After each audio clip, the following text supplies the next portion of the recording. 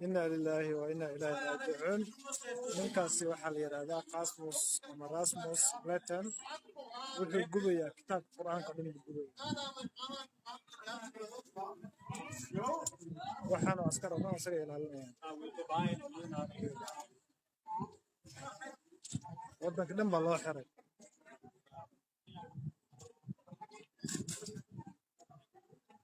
fiir kitaabka Qur'aanka gubayaa inna lillahi wa inna ilayhi raaji'uun سبحان الله وهل من وحاسس كرنا سوي لنا وحب عورتها غفير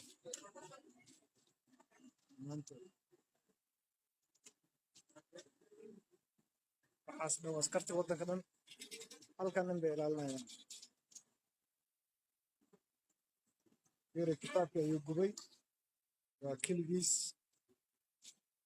سبحان الله سبحان الله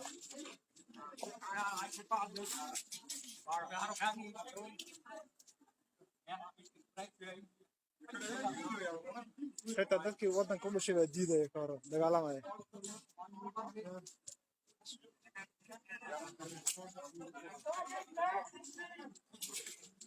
dadkaas way diidan yihiin cadaankii waa iska soo horjeeda naftooda غير قبضاسي وحلا دغالس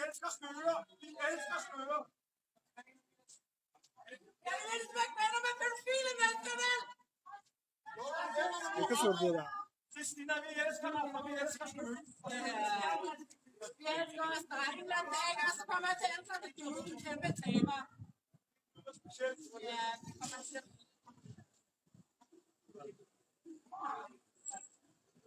waxa cajiib ah oo lala yaaban yahay askarti dhan baa ilaalinaysa oo ku wareegsan kitaabka ayuu gubayaa ilaahay waxaan ka baryaynaa inuu cadaabta geeyo subxaan allah waa hal nin bes waaye wax kaatama waa hal nin cid kaatama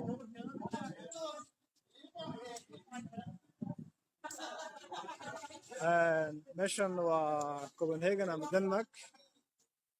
ayaan soo gaaray ama Yaman aan joogay marka waa waddan asaga dhan u samaysan cusurnimada iyo qoronka iyo cayda laakiin ilaahay maajiis halkaas waxaa ka arkaysaa dadkii qaarkood cadaankii naftigiisa ka soo horjeeda askarta feer Allah fadlan muxuu shaydaan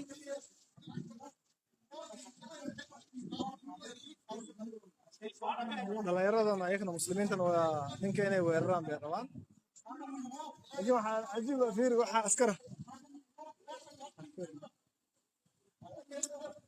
fiiri waxaa askara afarta geesi ka taagan yihiin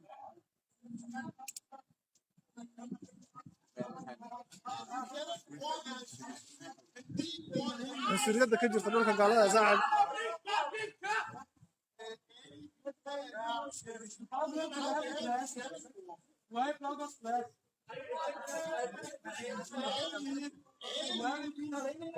قالك حنكو نعم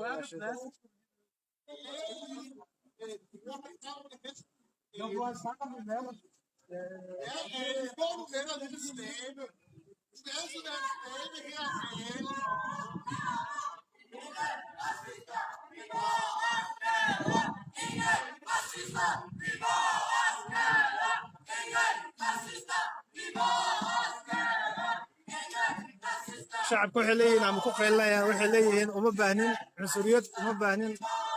يعني خصيصة عنصريين وما باهنين وهل كان نبسوي هذا كتاب كوا قبي وكذا ماضي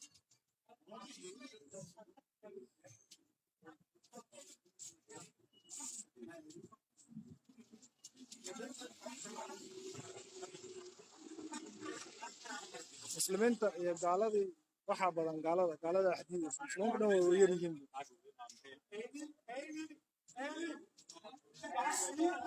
غير كتاب يقول وهلكان انقصلا إلهي أدوك هكو جديد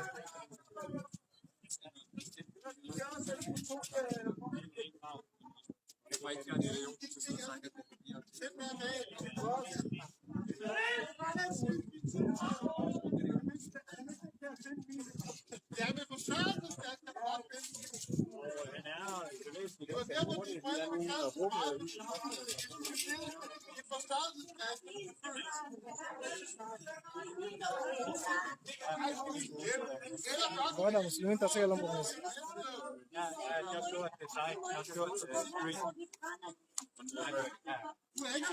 كتاب كسلاي إلى لي أنا هل الجبل ما يال الجبل اللي في الدسنة مسك هذا فرد لها هي